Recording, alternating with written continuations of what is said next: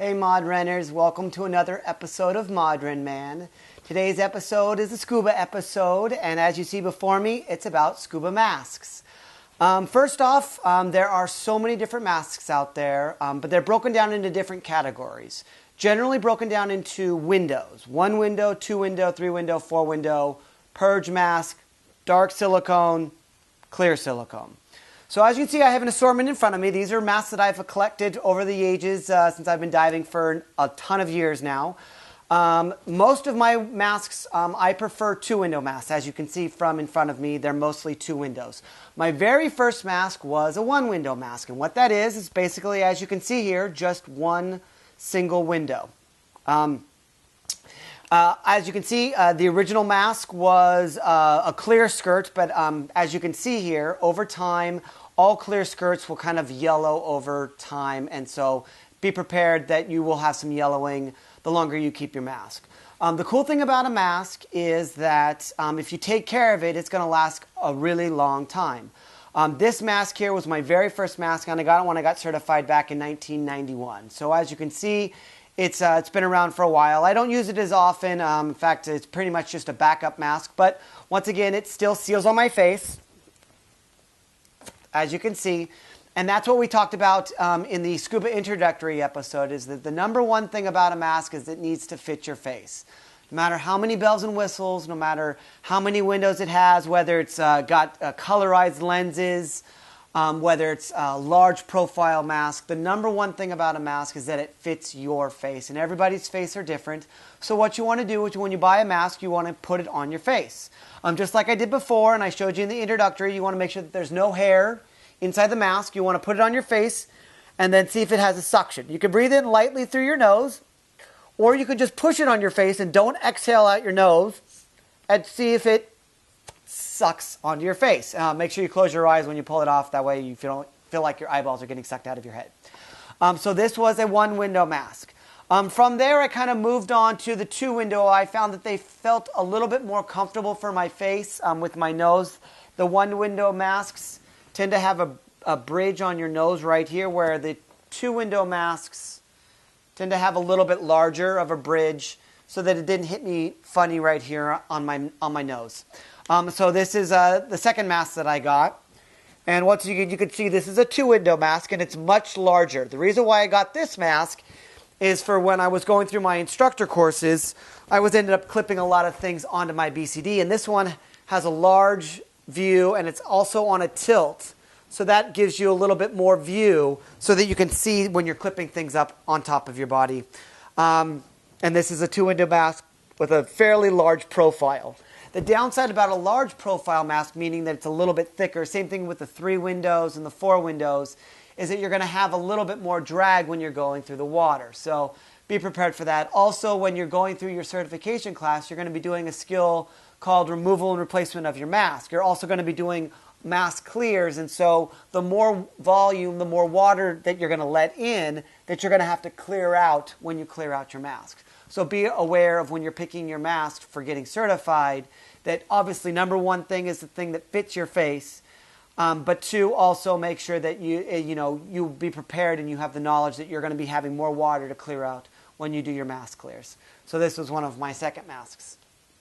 I've also through the ages picked up a couple of masks that have colored lenses.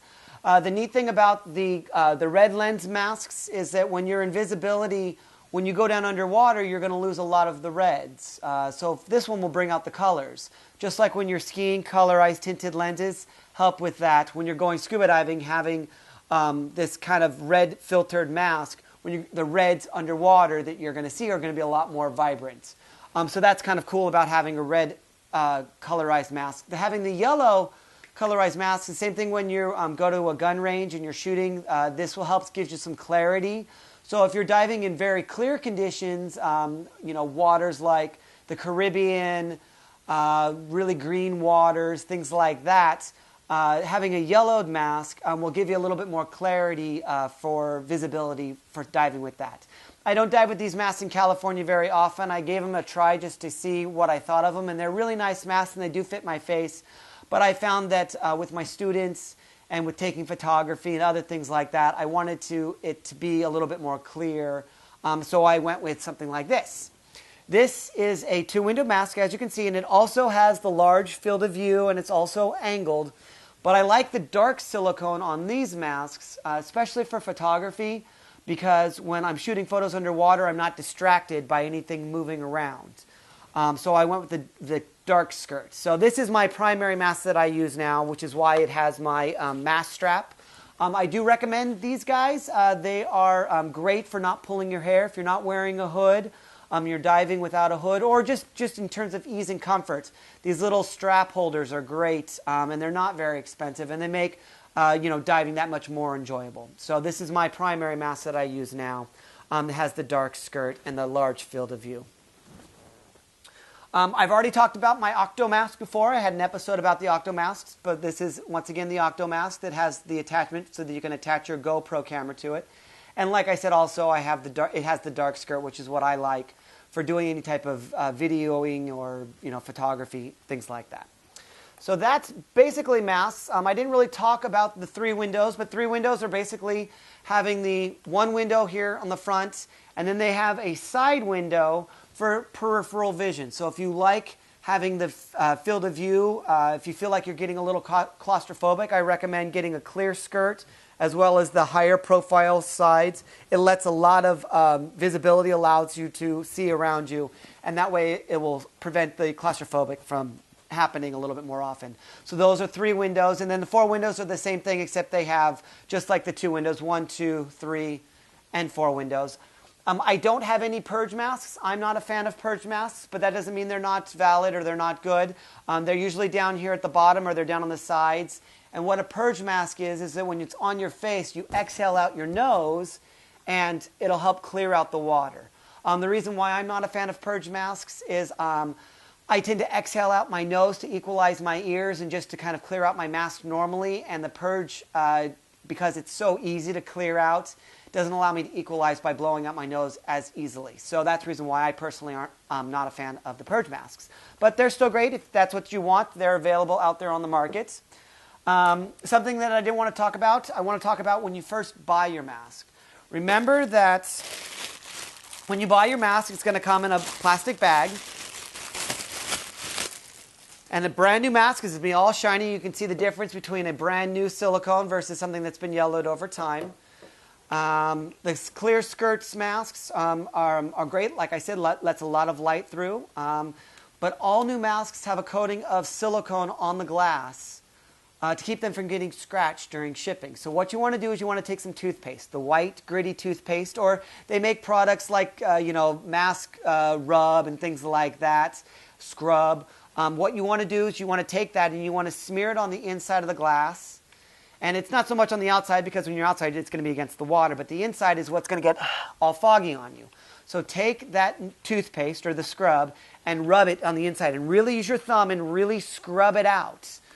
You might take a couple of times to do it and let it air dry. Don't stick it back in the box because the molecules will stick right back inside the mask there, and then you'll have to constantly be cleaning out the mask. I had to do that a few times with the Octo mask.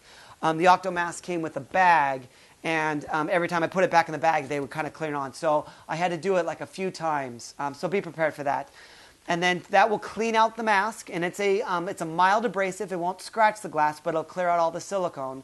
And then, right before you go scuba diving, right before you get in the water, you want to use some defog. Now they make it in the drops, they make it in gel, they make it in this type of stuff here. And you just take a little dab, and you put it on the inside of the glass, and you smear it around. And after you smear it around, then you do a quick rinse, and that'll help keep it from fogging. Spit also works. In the old days, we were taught to just spit in your mask, and you can absolutely do that. You can spit in your mask, and the spit will work, and it does work. But remember that there's little biological stuff living inside of your mouth, and that will make little biological stuff, it's kind of hard to see, kind of growing in the mask. So, and it makes it difficult to clear out. So I found that the gel tends to work the best, so it keeps the grossness of the mask cut down. So that's basically kind of the introductory of masks. Remember, once again, the windows are 1 window, 2 window, 3 window, 4 window, purge mask, and dark skirts, clear skirts. Number one thing about a mask is that it fits your face. You want to make sure that you just put it on your face, see if it has a suction. if it sticks on your face. And this is your number one purchase. I didn't mention it earlier, but remember that the whole point of going down underwater and scuba diving is to go down and look at stuff. So really ignore the cost of the mask. Some masks are not very expensive. Some masks are really expensive. Go with the mask that fits your face. I would roughly suggest anywhere between $50 and $100. That's generally a good price for masks. But go with the thing that fits your face. The number one thing is the fits, and this is the thing that is going to be your main purchase. Whenever you go on vacations, I highly recommend taking your mask. If you can't take your fins or your computer or your BCD, at least take your own mask. It fits in your luggage, and it fits pretty well. I typically save my boxes, but they make mask holders and made out of neoprene and other things like that.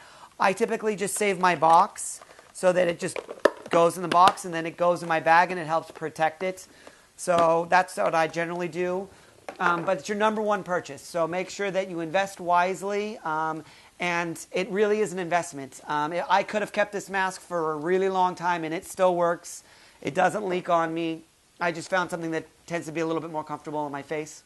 And you might find that too the longer you dive, but the purchase is really your number one purchase. Invest wisely. Invest in something that's going to last you a long time. Make sure that you rinse your masks with fresh water. Really soak them and clean them out after every dive. That will help keep them lasting a lot longer. It is your investment, so make sure you do that. And that is basically masks. I hope you get a chance that these videos are helpful for you. Please subscribe to the channel. Make sure you share the videos with your friends. That way they can kind of get some benefit out of them too. Because if you're just watching them and nobody else is watching them, then it doesn't go out to as many people as you might need. And that's basically it. I hope you have a great weekend. And no matter what it is out there, find your passion.